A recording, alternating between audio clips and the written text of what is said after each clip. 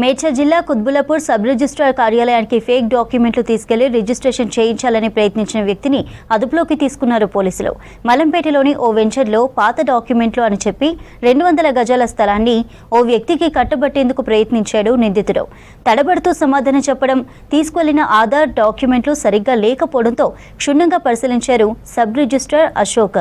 దీంతో వెంటనే పోలీసులకు సమాచారం ఇవ్వడంతో నిందితుడిని అరెస్టు చేశారు. నిందితుడు ఈస్ట్ గోదావరి జిల్లా తాడేపల్లిగూడెంకు చెందిన నాగేశ్వరరావుగా గుర్తించారు పోలీసులు. 200 గజాల ప్లాట్ కు ఒక క్యాండిడేట్ వచ్చి రిజిస్ట్రేషన్ కోసము మా ఆఫీస్కి వచ్చారు. డాక్యుమెంట్ ప్రజెంటేషన్ చేసుకున్న తర్వాత ఫోటో దించుకున్నాక అతన్ని విచారించగా అతడు తడబాటుకు గురయ్యాడు.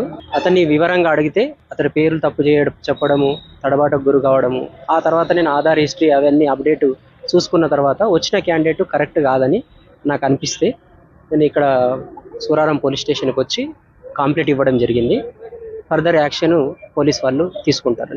ఆయన తూర్పుగోదావరి డిస్టిక్ కు సంబంధించిన పర్సన్ అని చెప్పాడు. ప్రాపర్టీ వచ్చేసి బౌరంపేట. అమ్మిన ఆయన ఒక ఆయన, కొన్న ఆయన ఇంకొక ఆయన ఉన్నాడు.